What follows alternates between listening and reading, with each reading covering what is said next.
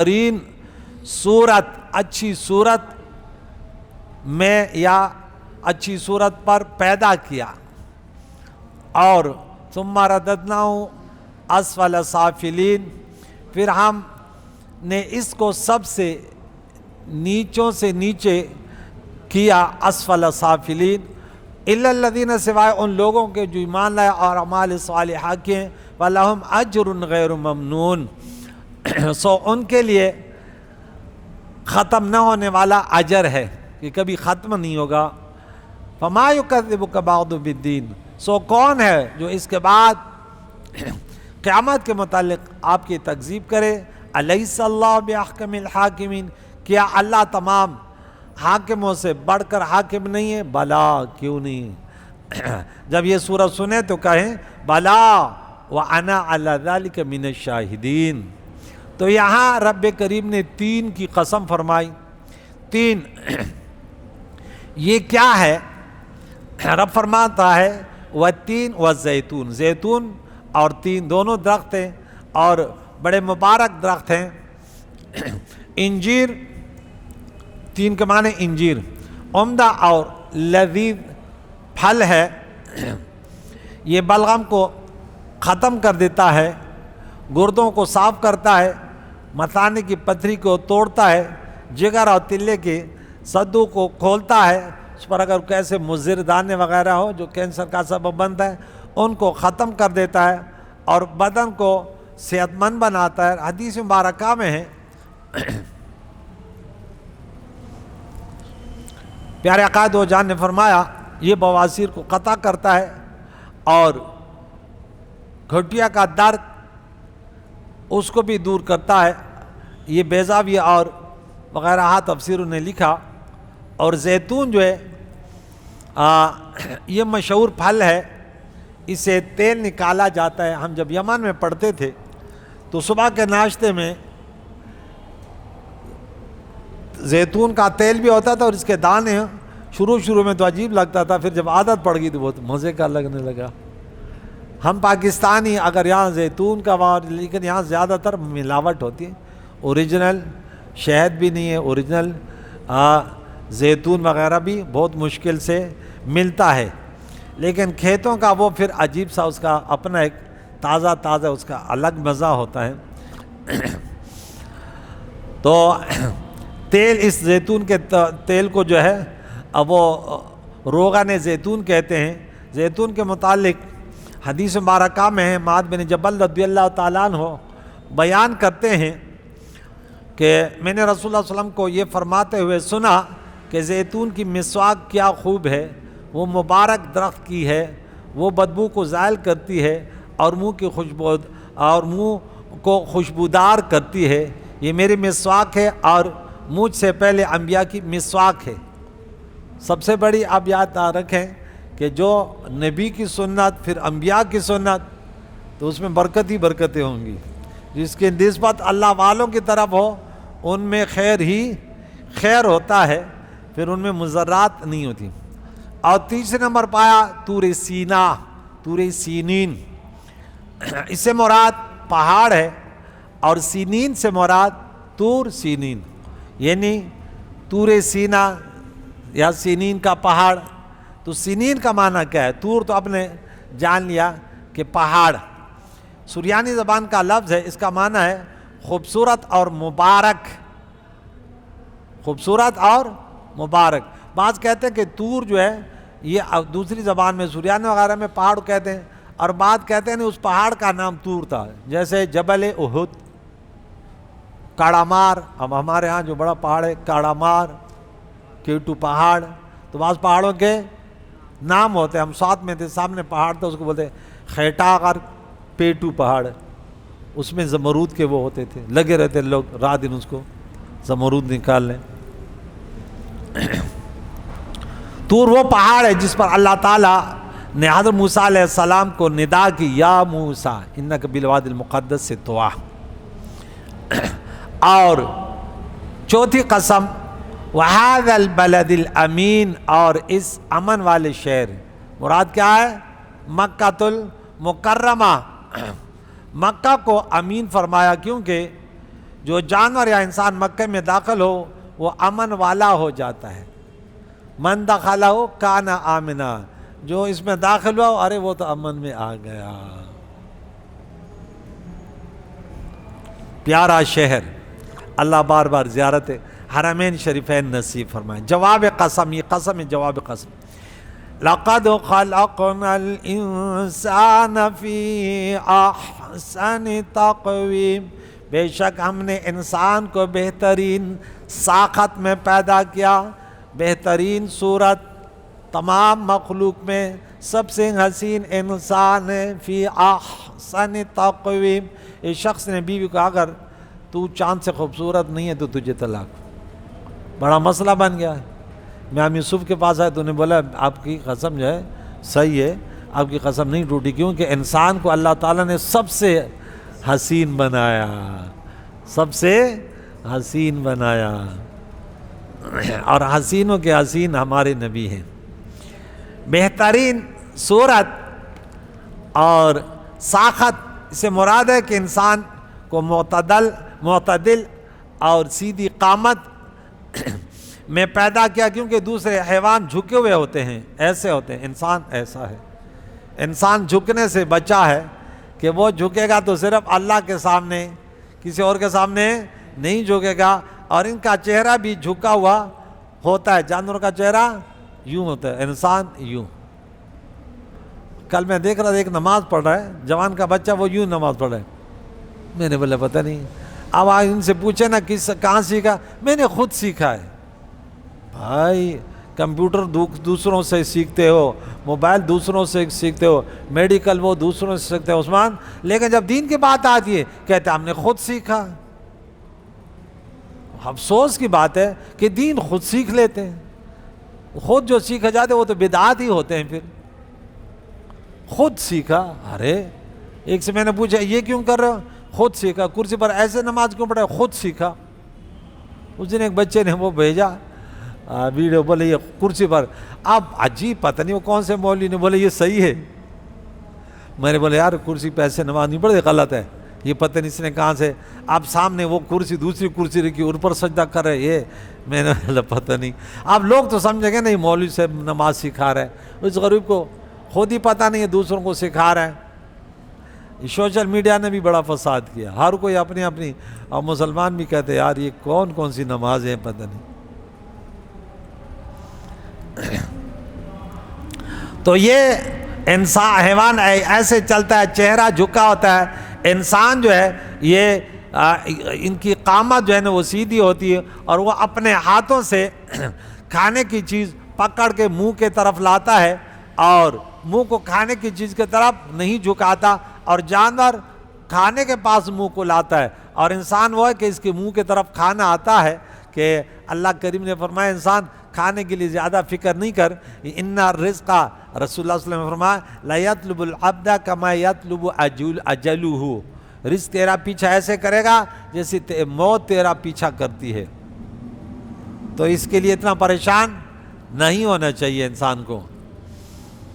یہاں پہ پھر فرمایا کہ ثم رددنا اسفل سافلین، ہم سب سے نچلے طبقے میں، یعنی نیچوں سے نیچا. یعنی قرآن میں دوسرے جگہ ہم نے پڑھا کہ انسان جو ہے یہ اچھا بھی تو، لیکن کبھی کبھی یہ جانوروں سے بھی بل ہوا اضل، بلکہ جانوروں سے بھی بدتر.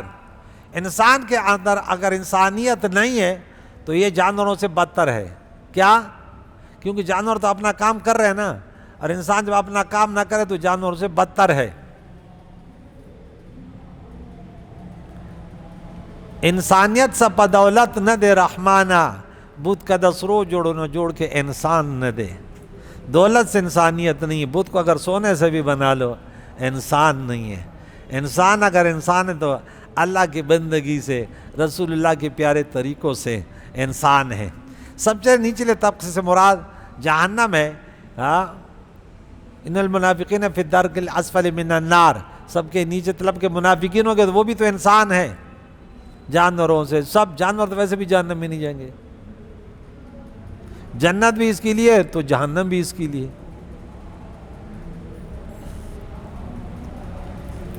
یعنی کافر کو ہم نے دوزخ میں لوٹا دیا اور مومن کو جنت کی طرف لوٹا دیا.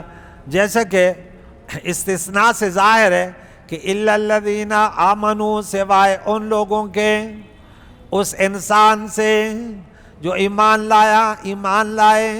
سورہ عصر میں بھی پڑھیں گے کہ والعصر ان الانسان لفی خسر الا الذین آمنوا، پھر مستثنیٰ آ گیا، مستثنیٰ منہ اور مستثنیٰ.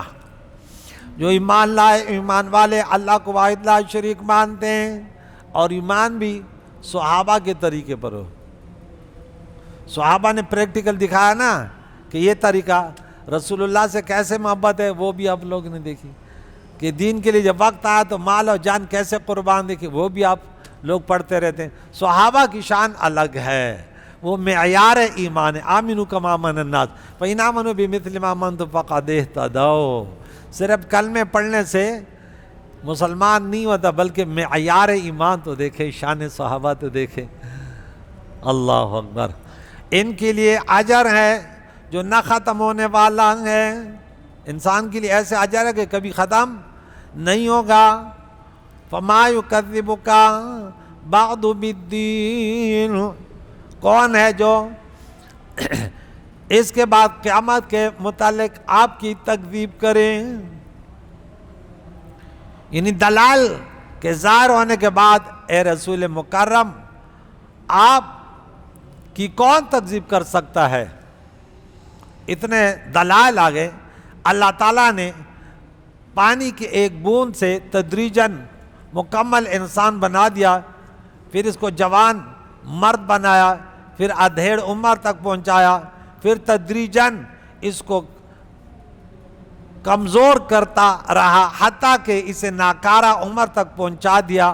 اور اس جسمانی تغیر میں اس پر واضح دلیل ہے کہ وہ انسان کو مرنے کے بعد پھر زندہ کرنے اور میدان حشر میں جمع کرنے پر اللہ قادر ہے کہ انسان کو سوچ عقل بوجھ دی ہے کہ وہ ہر چیز کے رزلٹ کو دیکھ لیتا ہے.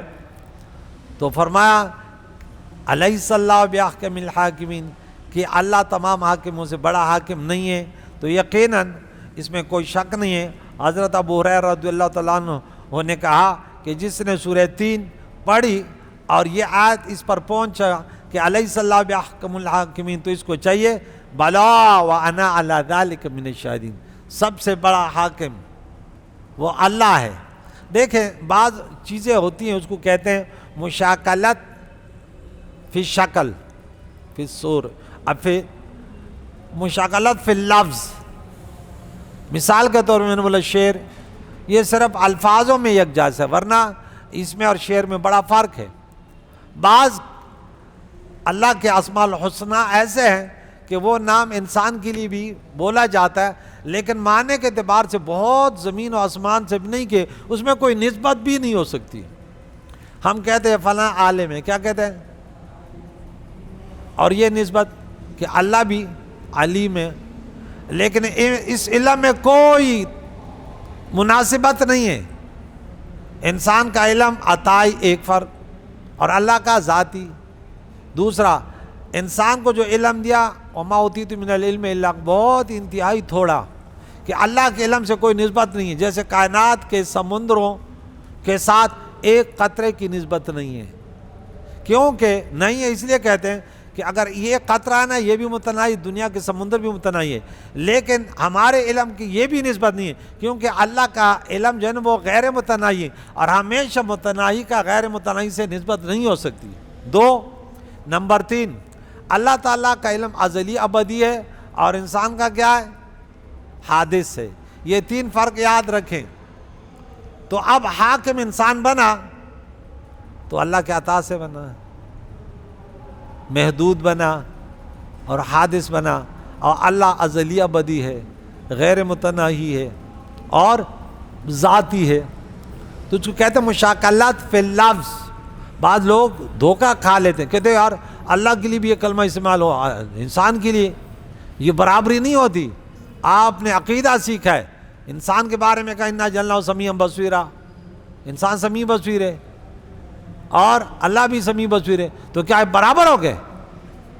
ارے اس کی کوئی نسبت ہی نہیں ہو سکتی، ذرہ برابر بھی نسبت نہیں ہو سکتی. اللہ کا سمیع بصیر، اللہ کے انسان کا کیا؟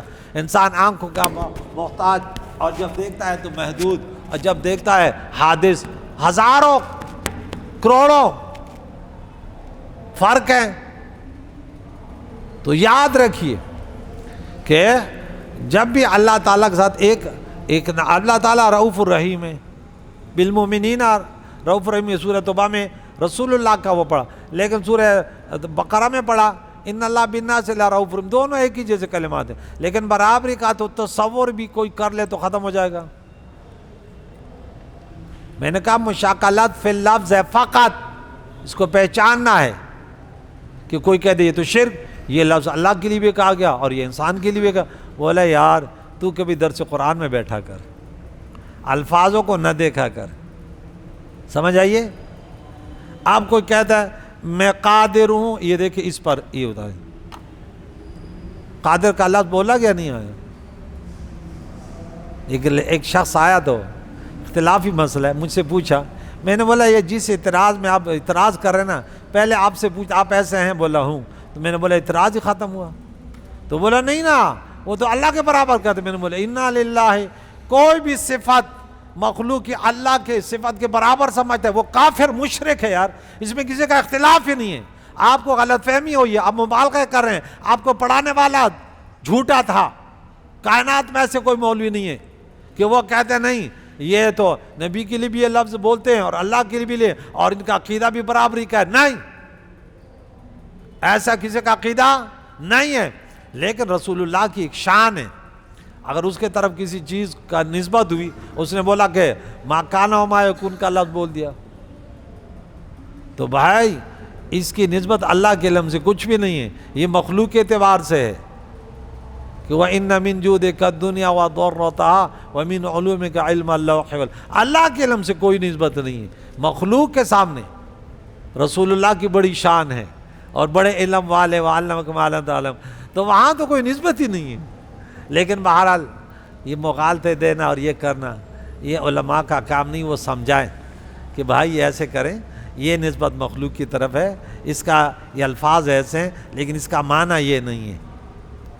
کریم اللہ سے دعا ہے، سورہ 3 کا درس ہم نے سنا کہ اس پر عمل کریں کہ اسفل السافلین سے ہم بچیں، کہ اس اعتبار سے کہ ہم جس مقصد اللہ تعالیٰ نے ہمیں اپنے بندگی کے لیے پیدا کیا ہم اس پر چلیں۔ ہمارا کام یہ نہیں کہ ہم خون بہائیں، اب ہم فساد کریں، یہ انسان کی تخلیق کا مقصد نہیں ہے۔ اگر یہ ہوتا تو فرشتوں کا اعتراض بجا تھا، لیکن اللہ نے فرمایا میں جانتا ہوں جو تم نہیں جانتے، یعنی یہ نفس کے اور شہوت کے باوجود بھی یہ میرے ایسے بندگی کریں گے فرشتوں کے، تو پھر دیکھ لینا۔ اللہ تعالیٰ میں عمل کرنے کی توفیق عطا فرمائے، ہمارے بیماروں کو شفا دے، ہمارے مرحومین کی مغفرت، ان کے درجات بلند فرمائے، ہم زندوں کو دین اسلام پر جینے سے پر موت نصیب فرمائے۔ وصلی اللہ تعالیٰ علی خیر خلق محمد وعلی آلہ وصحبہ اجمعین۔ عثمان